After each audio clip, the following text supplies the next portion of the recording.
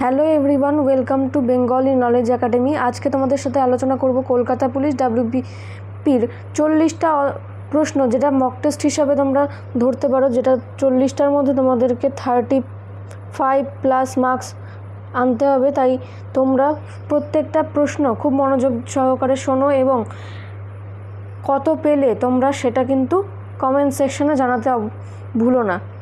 যারা চ্যানেলে নতুন আছো তারা চ্যানেলটিকে সাবস্ক্রাইব করে পাশে বেল আইকনে প্রেস করে অল নোটিফিকেশনস অন করে নাও ইন ফিউচার নতুন আপডেটগুলি সবার প্রথমে পেয়ে যাওয়ার জন্য। চলো তবে প্রথম প্রশ্নটা শুরু করা যাক। প্রথম প্রশ্নটা হচ্ছে, কলকাতা পুলিশের নতুন কমিশনার কে হলেন? উত্তরটা হবে অপশান বি, বিনীত কুমার গোয়েল। এবার একটু কি পয়েন্ট দেখে নাও। কলকাতা পুলিশের নতুন কমিশনার হয়েছেন বিনীত গোয়েল। তিনি কিন্তু সৌমেন মিত্রের জায়গায় এসেছেন। 1994 ব্যাচে তিনি ছিলেন আর অবসর নিয়েছেন কিন্তু সৌমেন মিত্র। পরের প্রশ্ন, ইন্ডিয়ান রিপাবলিকান আর্মি কার নেতৃত্বে গঠিত হয়েছিল? উত্তরটা হবে মাস্টারদা সূর্য সেন, অর্থাৎ option B is the correct answer. পরের প্রশ্নে চলে যাচ্ছি। ভারতের কমিউনিস্ট আন্দোলনের জনক বা প্রবর্তক রূপে কে পরিচিত? তিনি হলেন ডক্টর মানবেন্দ্র নাথ রায়, অর্থাৎ option B is the right answer. পরের প্রশ্ন, বিপ্লবী নরেন্দ্র ভট্টাচার্য কী ছদ্মনামে গিয়েছিলেন? তিনি কিন্তু MN রায় এই ছদ্মনামে গিয়েছিলেন, অর্থাৎ option C is the correct answer. পরের প্রশ্ন দেখব, poverty and unbritish rule of India গ্রন্থের লেখককে? তিনি হলেন Dadabhai Naoroji, option A is the right answer. পরের প্রশ্নে চলে যাচ্ছি। নীতি আয়োগের CEO কে ছিলেন? নীতি আয়োগের সেই CEO ছিলেন অমিতাভ কান্ত, অর্থাৎ option B is the right answer. এবার কিছু কি পয়েন্ট দেখে নিই। নীতি আয়োগের নতুন চেয়ারম্যান পদে নিযুক্ত হয়েছেন নরেন্দ্র মোদীজি। 7 নম্বর প্রশ্ন, সম্পদের নির্গমন এই তত্ত্বটি ভারতে কে প্রথম প্রচার করেন? উত্তরটা হবে দাদাভাই নওরোজি, অর্থাৎ option B is the right answer. পরের প্রশ্ন, কত বছর অন্তর সনদ নবীকরণ করা হতো? উত্তরটা হবে 20 বছর, অর্থাৎ option A is the correct answer. পরের প্রশ্ন, পশ্চিমবঙ্গের ল্যাটেরাইট মৃত্তিকা দেখা যায় কোথায়? উত্তরটা হবে বাঁকুড়া জেলাতে, অপশান বি বাঁকুড়া জেলাতে। পরের প্রশ্ন, নিউ ম্যাটাফোর কি? নিউ ম্যাটাফোর হলো ম্যানগ্রোভ উদ্ভিদদের নিঃশ্বাস নেওয়ার শিকড়, option D is the right answer. পরের প্রশ্ন দেখব, পূর্ব কলকাতার জলাভূমিকে নিম্নলিখিত আখ্যা দেওয়া হয়েছে, অর্থাৎ কি বলা হয় পূর্ব কলকাতার জলাভূমিকে? উত্তরটা হবে কিন্তু রামসার সাইট, অর্থাৎ option A is the right answer. পরের প্রশ্নে চলে যাচ্ছি। ভারতের দরিদ্ররেখার নিচে নিম্নলিখিত কত শতাংশ জনসংখ্যা বাস করে? উত্তরটা কি হবে? অপশান এ 30%-এর নিচে। পরের প্রশ্ন, পূর্ব কলকাতার জলাভূমির প্রধান বৈশিষ্ট্য হচ্ছে যে যেখানে কলকাতার ময়লা জল ব্যবহার করা হয় মাছ চাষের জন্য, অর্থাৎ option A is the right answer. Option A is the right answer. পরের প্রশ্ন দেখব, ইকোলজিক্যাল নিচ বলতে কি বোঝায়? এখানে উত্তরটা হবে উপরের দুটি অপশান, অর্থাৎ বাস্তুতন্ত্রের বায়োটিক এবং বাস্তুতন্ত্রের অ্যাবায়োটিক অংশ। ঠিক আছে। পরের প্রশ্ন দেখছি, মানুষের কালাজ্বর ব্যাধির নিম্নোক্ত কোনটির কামড়ে ছড়ায়? উত্তরটা কি হয়ে যাবে? উত্তরটা হবে অপশান বি ফ্লিব্যাটোমাস স্যান্ডফ্লাই। পরের প্রশ্ন, দুধ হলো এক প্রকার ইমালশন, মানে দুধ কিন্তু একটা ইমালশন। পরের প্রশ্ন দেখব, কোনো বস্তুকে ভূপৃষ্ঠ থেকে যত উপরে উঠানো হবে তার ওজন তত কমবে, অর্থাৎ option A is the right answer. পরের প্রশ্ন, মানুষের বংশগতিগত গঠনে পুরুষের বৈশিষ্ট্য হিসেবে থাকে কি, কোন ক্রোমোজোমটা থাকে? এখানে উত্তর হয়ে যাবে XY ক্রোমোজোম, অর্থাৎ option A is the correct answer. এবার একটু কি পয়েন্ট দেখে নিই। ক্রোমোজোম কিন্তু একটা ডিএনএ যাতে কিন্তু জীবের জিনগত উপাদানের সমস্ত বৈশিষ্ট্য বিদ্যমান থাকে। এটা কিন্তু একটা ইউক্যারিওটিক কোষ, ঠিক আছে। এর মধ্যে যে প্রোটিন থাকে সেটাকে বলা হয় কিন্তু হিস্টোন, ঠিক আছে। আর মহিলাদের যে ক্রোমোজোমটা সেটা কিন্তু XX ক্রোমোজোম। নিউট্রনের আবিষ্কর্তা কে? নিউট্রনের আবিষ্কর্তা হলেন জে স্যাডউইক বা চ্যাডউইক, যে কোনো একটা তোমরা বলতে পারো। এবার একটু কি পয়েন্ট দেখে নিই। নিউট্রন হলো একটি অতি পারমাণবিক কণা, এর কোনো বৈদ্যুতিক আধান নেই এবং এর ভর প্রোটন কণার ভরের চেয়ে সামান্য বেশি। আর কি, প্রোটন এবং নিউট্রন মিলে পরমাণুর নিউক্লিয়াস গঠন করে। এটাও প্রশ্ন আসে যে পরমাণুর নিউক্লিয়াসে কি দেখা যায়, তাহলে উত্তরটা কী হবে? প্রোটন আর নিউট্রন হবে উত্তর। পরের আরেকটা ইনফরমেশান জেনে রাখো, প্রোটন এবং নিউক্লিয়াস আবিষ্কার করেছিল রাদারফোর্ড, আর ইলেকট্রন আবিষ্কার করেছে জে থমসন। তাহলে প্রোটন আর nucleus Rutherford, electron J Thomson, neutron হচ্ছে জে স্যাডউইক, ঠিক আছে। এবার চলে যাচ্ছি পরের প্রশ্নে। সবজির রোগ সৃষ্টিকারী একটি উদ্ভিদ ভাইরাস, তার নাম কি? তার নাম কিন্তু কলিফ্লাওয়ার মোজাইক ভাইরাস, অর্থাৎ option B is the right answer. পরের প্রশ্নে চলে যাচ্ছি। সম্প্রতি নীতি আয়োগের নতুন ভাইস চেয়ারম্যান পদে কে নিযুক্ত হয়েছিলেন? উত্তরটা হয়ে যাবে সুমন বেরি, অপশান এ, সুমন বেরি। পরের প্রশ্ন, ইসরোর নতুন চেয়ারম্যান পদে কে নিযুক্ত হয়েছে? উত্তরটা হয়ে যাবে ডক্টর এস সোমনাথ নতুন চেয়ারম্যান ইসরোর।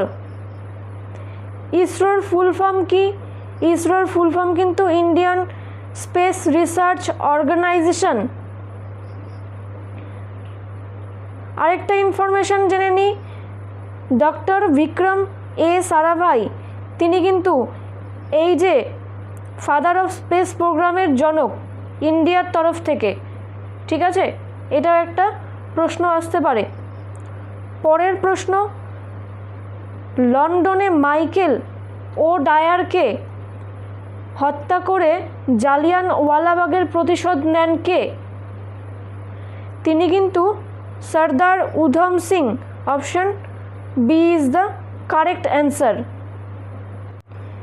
এবার আমরা কিছু কি পয়েন্ট দেখে নেব। জালিয়ানওয়ালাবাগ হত্যাকাণ্ড হয়েছিল কিন্তু 1919 সালে 13ই এপ্রিল কিন্তু হয়েছিল। সেই সময় রবীন্দ্রনাথ ঠাকুর তার নাইট উপাধি ত্যাগ করেছিলেন, যেটা ইংরেজ সরকারের দেওয়া। আর এটা কিন্তু অমৃতসর শহরে হয়েছিল, পাঞ্জাবের অন্তর্গত অমৃতসর শহরে। পরের প্রশ্নে চলে যাচ্ছি। LICI এর চেয়ারম্যান পদে নিযুক্ত কে হয়েছেন? LICI এর চেয়ারম্যান পদে নিযুক্ত হয়েছেন MR Kumar, option A is the right answer. এবার আমরা দেখে নেব LICI এর ফুল ফর্ম কি। Life insurance corporation of India, এটার হচ্ছে ফুল ফর্ম। এর হেডকোয়ার্টার কোথায় অবস্থিত? এর হেডকোয়ার্টার কিন্তু আমরা মুম্বাইতে দেখতে পাই। পরের প্রশ্ন, সেবির প্রথম মহিলা চেয়ারম্যান পদে কে নিযুক্ত হয়েছেন? উত্তরটা হয়ে যাবে Madhabi Puri Buch. Madhabi Puri Buch, option B is the correct answer. সেবির ফুল ফর্ম কি? এটাও প্রশ্ন আসে। সেবির full form Securities and Exchange Board of India. এর হেডকোয়ার্টারও আমরা মুম্বাইতে দেখতে পাই। পরের প্রশ্ন, ওয়ার্ল্ড লেপ্রসি ডে কবে পালিত হয়? ওয়ার্ল্ড লেপ্রসি ডে কিন্তু 30শে জানুয়ারি পালন করা হয়ে থাকে। কি পয়েন্ট একটু দেখে নিই। 30 তারিখে ভারতের জন্য কিন্তু লেপ্রসি ডে পালন করা হয়, আর ওয়ার্ল্ডের ক্ষেত্রে কবে পালন করা হয় সেটা কিন্তু লাস্ট সানডে অফ জানুয়ারি, অর্থাৎ জানুয়ারির শেষ সপ্তাহে রবিবারে। 27 জানুয়ারি কী ডে পালন করা হয়? International Day of Commemoration in Memory of the Victim of the Holocaust. আর 26শে জানুয়ারি, এটা আমরা সবাই জানি, এটা কিন্তু প্রজাতন্ত্র দিবস। এই তারিখে এটা কিন্তু 73 অর্থাৎ 73তম প্রজাতন্ত্র দিবস পালন করা হয়েছে। পরের প্রশ্ন দেখে নিচ্ছি, International Day of Education. International Day of Education পালিত হয় 24শে জানুয়ারি। Option A is the right answer. পরের প্রশ্ন, তার আগে একটু কি পয়েন্ট দেখে নিই। 25শে জানুয়ারি ইন্টারন্যাশনাল ভোটার্স ডে। 25শে জানুয়ারি ইন্টারন্যাশনাল ভোটার্স ডে। 26শে জানুয়ারি আমরা আরেকটা ডে পালন করি, সেটা হচ্ছে ইন্টারন্যাশনাল কাস্টমস ডে। পরের প্রশ্ন দেখব, world Hindi day. World Hindi day পালিত হয় কবে? সেটা কিন্তু 10ই জানুয়ারি, অর্থাৎ option A is the right answer. 28 নম্বর প্রশ্নের ওরিয়েন্টেড কি পয়েন্ট দেখে নিই। ন্যাশনাল হিন্দি ডে পালিত হয় 14ই সেপ্টেম্বর। 14ই সেপ্টেম্বর ন্যাশনাল হিন্দি ডে পালিত হয়, আর ওয়ার্ল্ড হিন্দি ডে পালিত হয় 10ই জানুয়ারি। গুলিয়ে ফেলবে না। 12ই জানুয়ারি কিন্তু ন্যাশনাল ইউথ ডে অর্থাৎ যুব দিবস পালিত হয়। এই দিনে স্বামী বিবেকানন্দ জন্মগ্রহণ করেছিলেন। 14ই জানুয়ারি আমরা পালন করে থাকি আর্ম ফোর্সেস ভেটারান ডে। 24শে জানুয়ারি ন্যাশনাল গার্ল চাইল্ড ডে। পরের প্রশ্নে চলে যাচ্ছি, ইউনিফর্ম সিভিল কোডের বিধানগুলি ভারতের কোন সংবিধানের খণ্ডে উল্লেখিত রয়েছে? উত্তরটা হবে 4th খণ্ড, অর্থাৎ option B is the right answer. পরের প্রশ্ন, ভারতের জৈব বৈচিত্র্য আইন পাশ হয় কোন সালে? উত্তরটা হয়ে যাবে অপশন ডি 2002 সালে। পরের প্রশ্নে চলে যাচ্ছি, বঙ্গভঙ্গ কার্যকরী হয় কবে? উত্তরটা হচ্ছে 1905 সালের 16ই অক্টোবর। কি পয়েন্ট একটু মনে রাখি। 1905 সালের 19শে জুলাই বঙ্গভঙ্গের কথা ঘোষণা করা হয়েছিল। 1911 সালে 12ই ডিসেম্বর বঙ্গভঙ্গ রদ করা হয়। প্রথম লক্ষ্মী ভাণ্ডার কে চালু করেন? প্রথম লক্ষ্মী ভাণ্ডার কিন্তু চালু করেছিলেন Sarala Devi. Option B is the right answer. Swadeshi Bhandar চালু করেছিলেন কিন্তু রবীন্দ্রনাথ ঠাকুর। পরের প্রশ্ন, নিচের কোন অভিধানটির মধ্যে প্রথমে আসবে? মানে এখানে 4টা ওয়ার্ড দেওয়া রয়েছে, কোনটা ডিকশনারি অনুযায়ী আগে আসে? উত্তরটা কি হবে? ক্রাইসিস। তোমরা একটু দেখেই বুঝতে পারছো, আই আগে আসে, CRI এটা, তাই অপশান ডি হয়ে যাবে কারেক্ট অ্যান্সার। পরের প্রশ্ন, কোনটি আলাদা? অর্থাৎ 4টা অপশানের মধ্যে কোনটা অড? এখানে কিন্তু দেখো মাউন্ট আবু হয়ে যাবে এটার উত্তর। পরের প্রশ্ন, দি স্ট্রাগল অফ মাই লাইফ কার লেখা? এটি কিন্তু নেলসন ম্যান্ডেলার লেখা। Option A is the right answer. কি পয়েন্ট দেখে নিচ্ছি। ইন্দিরা গান্ধীর লেখা গ্রন্থ হচ্ছে মাই ট্রুথ। মহাত্মা গান্ধী কি লিখেছিল? কনকেস্ট অফ সেলফ। আর রয়েছে সুনীল গাভাস্কার। সুনীল গাভাস্কারের লেখা হচ্ছে সানি ডেইজ। সানি ডেইজ হচ্ছে সুনীল গাভাস্কারের লেখা। পরের প্রশ্ন, পৃথিবী পৃষ্ঠ থেকে মুক্তির বেগ কত? উত্তরটা হয়ে যাবে 11.2, অর্থাৎ এ অপশানে অ্যান্সার হবে। কি পয়েন্টটা দেখে নিচ্ছি। 2.4 কিলোমিটার পার সেকেন্ড চাঁদের ক্ষেত্রে, অর্থাৎ চাঁদের ক্ষেত্রে যে বেগটা সেটা কিন্তু 2.4 কিলোমিটার পার সেকেন্ড। পরের প্রশ্ন, তরল হাইড্রোজেনের স্ফুটনাঙ্ক কত? তরল হাইড্রোজেনের স্ফুটনাঙ্ক হচ্ছে অপশান সি হয়ে যাবে অ্যান্সার, অর্থাৎ -253 ডিগ্রি সেন্টিগ্রেড।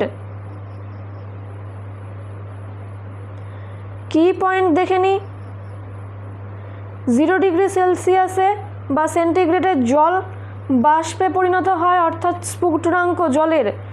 80 ডিগ্রি সেলসিয়াসে বেনজিন কি হয়? বাষ্পীভূত হয়ে যায়। -183 ডিগ্রি সেন্টিগ্রেডে অক্সিজেনের স্ফুটনাঙ্ক, অর্থাৎ অক্সিজেন এটাকে অনেকটা হিটেড হয়ে যায়। পরের প্রশ্ন, World Addiction Day. World Addiction Day কবে পালিত হয়? 26শে জুন। আরও কিছু ডেজ আমরা একটু দেখে নিই। 31শে মে অ্যান্টি টোবাকো ডে। 10ই ডিসেম্বর হচ্ছে বিশ্ব মানবাধিকার দিবস। 8ই মে ওয়ার্ল্ড রেড ক্রস ডে। পরের প্রশ্ন, পোলো খেলায় কতজন প্লেয়ার থাকে? পোলো খেলায় 4 জন প্লেয়ার থাকে, অর্থাৎ option B is the right answer. এই রিলেটেড কিছু কি পয়েন্ট দেখে নিই। টেবিল টেনিসে আমরা 2 জন প্লেয়ার দেখতে পাই, ওয়াটার পোলোতে 7 জন এবং ভলিবলে 6 জন প্লেয়ারকে আমরা খেলতে দেখতে পাই। আজকের সেশনের লাস্ট প্রশ্ন, সেটা হচ্ছে লোহিত রক্তকণিকার গড় আয়ু কতদিন? উত্তরটা হয়ে যাবে অপশান এ 120 দিন। এর রিলেটেড কি পয়েন্ট দেখে নিই। 3 থেকে 15 দিন আয়ুষ্কাল হচ্ছে অনুচক্রিকার। 1 থেকে 15 দিন আয়ু হচ্ছে শ্বেত রক্ত কণিকার। এবার আমরা একটু দেখে নেব কিছু হোমওয়ার্কের প্রশ্ন। তোমরা স্ক্রিনে দেখতে পাচ্ছ হোমওয়ার্কের প্রশ্নগুলো। তোমরা কমেন্ট সেকশনে কমেন্ট করবে, প্রত্যেকের কোশ্চেনের অ্যান্সার দেওয়া হবে। তোমরা পজ করে প্রশ্নগুলো দেখে নিতে পারো। 6টা প্রশ্নই খুবই ইম্পর্টেন্ট। তোমরা কমেন্ট সেকশনে কমেন্ট করতে ভুলো না, এবং 40টা প্রশ্নের মধ্যে তোমরা কত পেয়েছো সেটা তোমরা কমেন্ট সেকশনে অবশ্যই জানাবে। Thanks for watching and all the best for your upcoming exams. আর একটি কথা, যারা কলকাতা পুলিশের জন্য একদম বেসিক থেকে তোমরা প্রিপারেশন নিতে চাও, তোমাদের জন্য কিন্তু আগামী 10ই জুলাই 2022-তে কেপির জন্য স্পেশাল জীবন মরণ লড়াই নামে ব্যাচটি শুরু হবে। এখনও তোমরা 499-তে পাবে পুরো কোর্সের, কিন্তু তোমরা প্রায় 6 মাসের জন্য একটি কোর্স পাবে 499-তেই। 3 জন অভিজ্ঞ স্যারের মাধ্যমে তোমাদের ম্যাথ, জিআই, ইংলিশ, জিকে সমস্ত বিষয় করানো হবে অধ্যায়ভিত্তিক। তো বিস্তারিত জানতে হলে অবশ্যই একবার এই নাম্বারে তোমরা হোয়াটসঅ্যাপ করে নাও। পেমেন্ট যদি একবারে না করতে পারো, তোমরা কিন্তু দুবারে কিন্তু 249 দিয়ে তোমরা অ্যাডমিশন হতে পারো, অর্থাৎ 249 টাকায় তোমরা অ্যাডমিশন হতে পারবে। তোমরা কিন্তু 499-তে পুরো কোর্সটি পাবে। তো বিস্তারিত জানতে অবশ্যই একবার এই নাম্বারে তোমরা হোয়াটসঅ্যাপ করে নাও। অভিজ্ঞ স্যারের মাধ্যমে এবং ম্যামের মাধ্যমে তোমাদের ক্লাসগুলো করানো হবে। প্রাণপণে কিন্তু বেকারত্ব মুক্তির লড়াই, ডাব্লিউবিপি, কলকাতা পুলিশ, তার সঙ্গে আরপিএফ, এই 3টি এক্সামের জন্য কিন্তু স্পেশালি। তো বিস্তারিত জানতে হলে অবশ্যই একবার এই নাম্বারে তোমরা হোয়াটসঅ্যাপ করে নাও।